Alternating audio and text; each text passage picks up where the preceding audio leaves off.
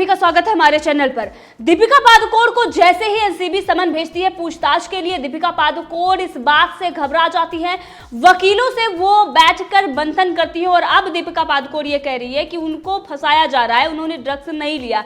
इस पूरे मामले में अपने आप को मासूम साबित करने की कोशिश कर रही है। लेकिन रिया चक्रवर्ती ने भी पहले यही कहा था, रिया चक्रवर्ती ने भी यही कहा था कि उन्होंने कभी ड्रग्स नहीं लिया। उनके वकील भी कह रहे थे कि वो ब्लड टेस्ट के लिए तैयार हैं। लेकिन आखिर हुआ क्या? जो उनके खिलाफ पुख्ता सबूत एनसीबी को मिले थे, वो पुख्ता सबूत अभी दीपिका पादुकोण के खिलाफ भी एनसीबी के पास हैं। दीपिका पादुकोण ने पूछा था कि आपके पास माल है, हैश है, गांजा है, जो उन्होंने पूछा था। जो ड्रग्स चैट है एनसीबी के पास, उसी के आधार पर जांच हो रही है। और सिर्फ चैट ही नहीं, दीपिका पादुकोण के खिलाफ पुख्ता और भी कई सबूत हैं। इसीलिए एनसीबी ने समन भेजा है दीपिका पादुकोण को। लेकिन अब जो बी टीम है, जो पीआर टीम के इशारे पर काम करती है, दूसरी जो अपने आप को निष्पक्ष कहते हैं, जो अपने आप को इंटेलेक्चुअल कहते हैं, वो अब इसमें कूद पड़े और किस तरीके से जिन्होंने रिया चक्रवर्ती का समर्थन किया था, दीपिका पादुकोण का समर्थन कर रहे हैं। जैसे ही दीपिका पादुकोण को समन मिलता है, वैसे ही राजदीप सरदेसाई बौखला जाते हैं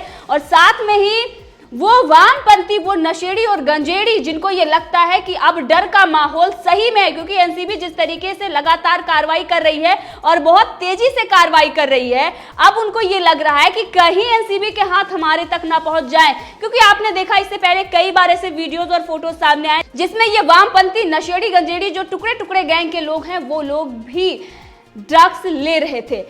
आपने देखा था कि एक जेएनयू का वीडियो वायरल हो रहा था, जो प्रोटेस्ट कर रहे थे, उसमें एक लड़की किस तरीके से बैठकर वहां पर ड्रग्स ले रही थी, उसकी जांच होनी चाहिए।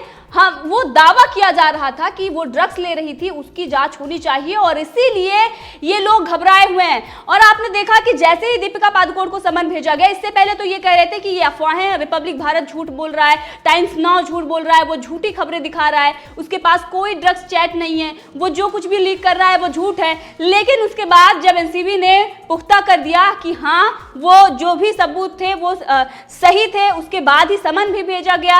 अब जब साफ हो गया कि दीपिका पादुकोण ने ड्रग्स ली, तो मामले को डाइवर्ट करने की कोशिश की जा रही है। अब राजदीप सरदेसाई ये कह रहे हैं कि 25 तारीख को एनसीबी ने समन भेजा है दीपिका पादुकोण को और 25 तारीख को ही किसान प्रोटेस्ट कर रहे हैं, भारत बंद कर रहे हैं। किसानों के नाम पर जो भ्रम कांग्रेस ने फैलाया है, उसका समर्थन राजदीप सरदेसाई कर रहे हैं, क्योंकि 10 जनपद के चाटुकार, जो चमचे, जो दलाली करते हैं, वो इस बात से पीछे कैसे हट जाए कि जहां पर उनको समर्थन करना है, जिसके लिए उनको फंडिंग हो रही है, जिसके लिए उनको पैसे मिलते हैं बाकायदा, जिनको पद भी बड़े बड़े मिल जाते हैं, वो कैसे पीछे हट सकते हैं कि वो कांग्रेस जो भ्रम फैला रही है उसका समर्थन ना करें। वो ड्रग्स जो एक पूरा रैकेट चल रहा था बॉलीवुड में, जो गंजेड़ी नशेड़ी हैं, उनको वो कैसे समर्थन ना कर पाए। ये वही राजदीप सरदेसाई हैं जिन्होंने सुशांत सिंह राजपूत मामले में कितनी गलत चीजें दिखाई, किस तरीके से उनको नशेड़ी गंजेड़ी बताया गया। वो सुशांत सिंह राजपूत जिन्हें बॉलीवुड ने किस तरीके से मार दिया और ये पता नहीं चला कि उनकी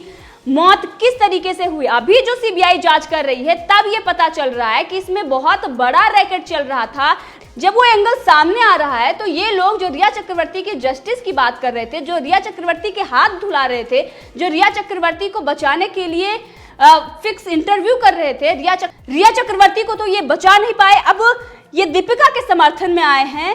लेकिन रिया चक्रवर्ती जिस तरीके से जेल गई थी, अब वो सभी जेल जाएंगे जिन्होंने कुछ गलत किया है, जिन्होंने जो ड्रग्स रैकेट चल रहा था या फिर सुशांत सिंह राजपूत मामले में वो दोषी हैं। अब ये लोग जो बी टीम है, ये नहीं बचा पाएंगे। आप देखिए लगातार ये जो बी टीम है, एक जो वामपंथी है, जो जिहादी मानसिकता के लोग हैं, यहाँ पर सवा नकवी की बात करूंगी, वो उनका जो व्हाट्सएप ग्रुप है वो सक्रिय हो गया है। अब एक ही जैसे ट्वीट लगातार बरखा दत्त, रोहिणी सिंह, सवा नकवी, शेखर गुप्ता, ये शेखर गुप्ता जो 10 जनपद के चाटुकार पत्रकार हैं, अब ये किसानों की बात करेंगे, ये जो ये फेमिनिस्ट बन रही है, सवा नकवी और बरखा दत्त और रोहिणी सिंह, ये उस वक्त बिल में छुप गए थे। उस वक्त इनके मुंह पर फेविकोल लगा हुआ था जब कंगना रनावत का घर गिराया जा रहा था, तब ये खुशियां मना रहे थे।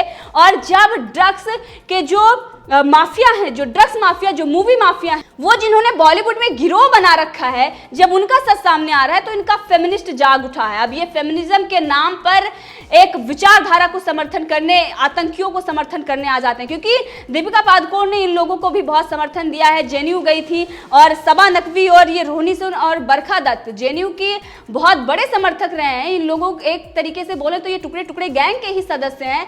ये एक तरीके से बी टीम है, जब कहीं पर कुछ हो जाता है तो उसको कवर करने के लिए या फिर सिर्फ मोदी सरकार पर हमला करने के लिए चीजों को गलत तरीके से प्रेजेंट करना इनका वही काम है। आज तक ये कांग्रेस को डिफेंड करने के लिए सामने आते थे, टुकड़े टुकड़े गैंग को समर्थन करने आते थे, अब ये गंजेड़ी नशेड़ियों को भी समर्थन करने आ रहे हैं। बरखा दत्त और ये सारे ये सवाल पूछ रहे हैं कि बॉलीवुड में महिलाएं ही सिर्फ ड्रग्स लेती हैं, कोई पुरुष नहीं लेता। लेकिन हमने आपको पहले भी बताया कि जांच चल रही है, एक प्रोड्यूसर भी है जो निशाने पर हो, और वहीं पर बहुत सारे शौविक चक्रवर्ती के साथ कितने लोगों की गिरफ्तारी हुई थी।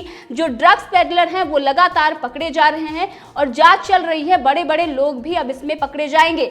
लेकिन अब ये जिस तरीके से मुद्दे को भटकाना है, जब अब सच सामने आ गया तो कैसे हम कवर करें, ये सारी चीजें दिखाई दे रही हैं कि ये फेमिनिस्ट का जो झूठा राग है वो अलापने लगी है। इससे पहले देश में जो कुछ भी होता था उस पर ये मौन व्रत धारण कर लेते थे, उस वक्त इनके मुंह से आवाज नहीं निकलती थी।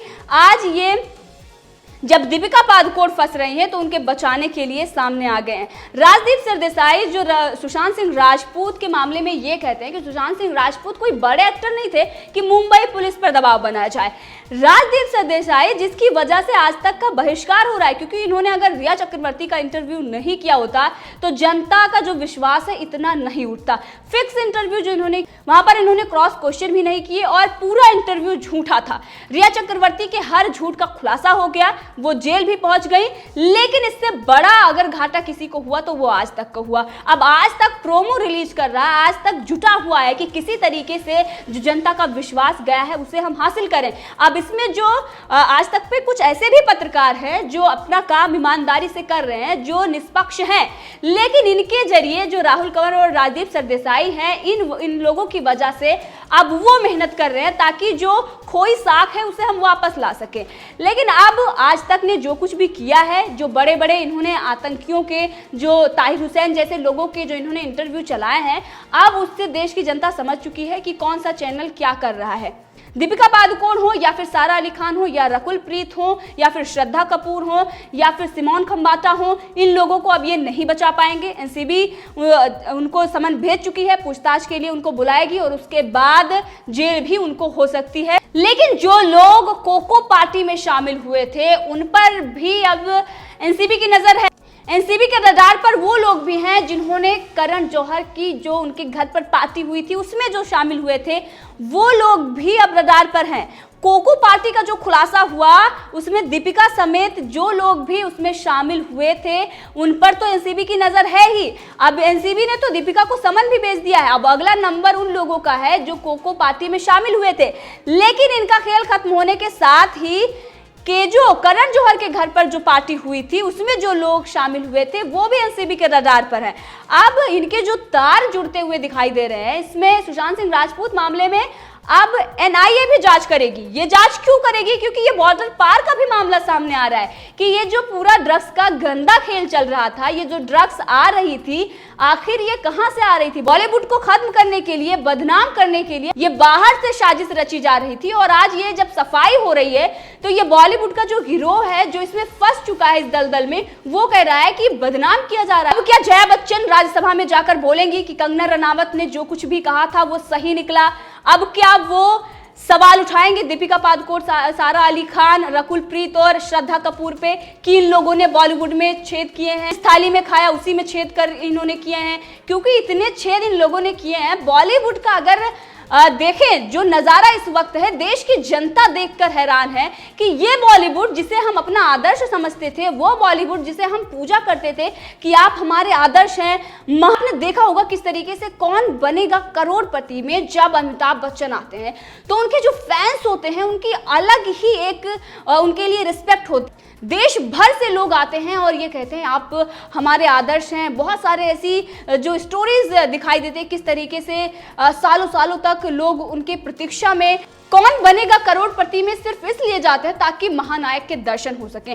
अब वही जनता जब इनका असली चेहरा देख चुकी है तब उनको महानायक नहीं महाखलनायक बोल रही है। और ये जो कुछ भी हुआ है इन लोगों का जो गंदा खेल चल रहा था उसी की वजह से हुआ है। अब राजदीप सरदेसाई हो या बरखा दत्त हो या फिर सबा नकवी हो, जो ये फेक फेमिनिस्ट हैं, ये लोग अब दीपिका पादुकोण, सारा अली खान, रकुल प्रीत को नहीं बचा पाएंगे। कितनी भी कोशिश कर लें, चाहे ये किसानों के मन में जो भ्रम पैदा कर रहे हैं या कांग्रेस के साथ मिली भगत में जो ये सीए के नाम पर इन्होंने आग लगवाई है, अब ये किसानों के हित में जो बिल पास हुआ है जिससे किसानों का ही हित है।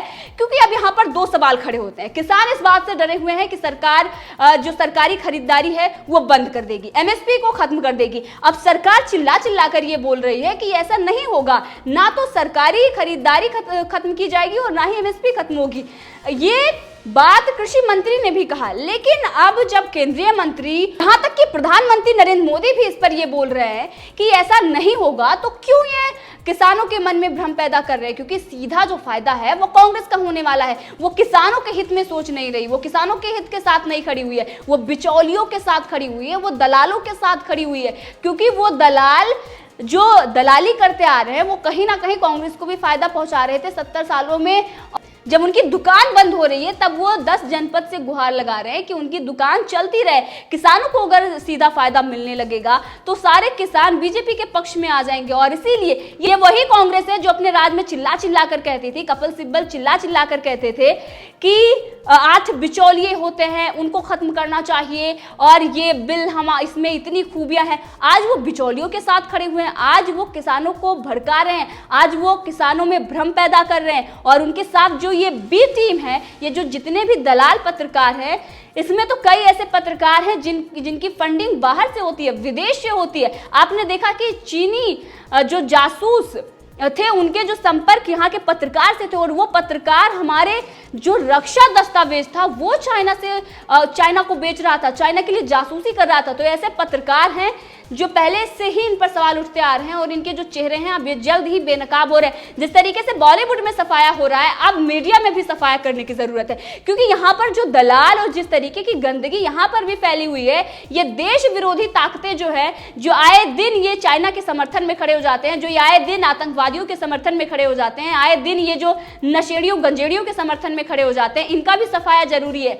अब जब बॉलीवुड का सफाया हो रहा है तो मीडिया का भी सफाया होना चाहिए ताकि लोगों का जो ये चेहरा है ये बेनकाब हो और जनता समझ सके। अगर सोशल मीडिया नहीं होता तो इनके जो काले कारनामे हैं वो सामने नहीं आते। और सोशल मीडिया और कुछ ऐसे पत्रकार हैं, रिपब्लिक भारत जैसा जो चैनल है, जो लगातार इस मुहिम को चलाता रहा है कि जो देश विरोधी ताकतें हैं, जो देश को खोखला कर रही हैं, उनको अब खत्म किया जाए। और इसीलिए अब ये बड़ा जो खुलासा हुआ है, बड़ा कदम ये जो एनसीबी ने लिया है, इसी वजह से ले पाई है। देश की जनता जागरूक है और इसीलिए आज तक की जो टीआरपी है, इसी वजह से वो कहां पर पहुंची हुई है। आज तक अगर गिरा है तो अपनी इसी हरकतों की वजह से गिरा हुआ है, जो उन्होंने ऐसे पत्रकार बिठा रखे हैं जो हमेशा देश के विरोध में खड़े हो जाते हैं। वो कभी देश के हित में खड़े नहीं होते। वो सेना पर सवाल उठाएंगे, देश की जो जनता कहेगी उस बात को वो नहीं सुनेंगे, जबकि जहां से उनका निजी स्वार्थ हो रहा होगा उस बात के लिए वो समर्थन देंगे, उस बात के लिए वो खड़े हो जाएंगे। उनका अलग ही प्रोपेगेंडा चलता है। लेकिन अब इनका भी टाइम आ चुका है और देश के लिए उनका लगातार बहिष्कार हो रहा है। अब दीपिका पादुकोण हो या फिर बड़े बड़े जो लोग जिनका नाम आ रहा है, अब करण जौहर के घर पर जो पार्टी हुई उसकी भी जांच हो रही है, मलाइका अरोड़ा, अर्जुन कपूर और ये जितने भी नामी गामी ये लोग हैं जो अपने आप को ये दिखाते थे कि कितने दूध के धुले हुए हैं। अभी भी इससे पहले दिया मिर्जा रो रही थी, राजदीप सरदेसाई उनको संतावना दे रहे थे। अब दीपिका पादुकोण के वो समर्थन में खड़े हो गए कि दीपिका पादुकोण कह रही है मुझे फंसाया जा रहा है। वकीलों से अभी वो चर्चा कर रही थी किस तरीके से कि हम कानूनी दावपेच में किस तरीके से अपना बचाव कर सकें। लेकिन अब जब रिया चक्रवर्ती को सतीश मान सिंधे नहीं बचा पाए तो आपको बड़े बड़े कोई भी बड़ा वकील हो कोई नहीं बचा सकता। अगर आपने ड्रग्स लिया है, आपके खिलाफ सबूत है, बात यही खत्म हो जाती है कि आपके खिलाफ सबूत है। जया साहा ने सब कुछ कबूल कर लिया है। ये भी खबरें आ रही है कि दीपिका पादुकोण अपनी जो मैनेजर है करिश्मा, उन पर दबाव बना रही है कि वो कुछ ना कबूलें ताकि दीपिका पादुकोण बच सके। लेकिन अब ये बचने वाली नहीं है क्योंकि अब बॉलीवुड का जो समय है वो आ चुका है। अब इन सभी का खेल खत्म होगा। जो गंदा खेल चल रहा था वो उसका खात्मा अब आ गया है। तो इस पूरे मामले पर आप भी अपनी राय दे सकते हैं, कमेंट करके जरूर बताएं। अगर आपने अभी तक चैनल को सब्सक्राइब नहीं किया है तो कर ले, ताकि हर अपडेट आप तक पहुंचती रहे।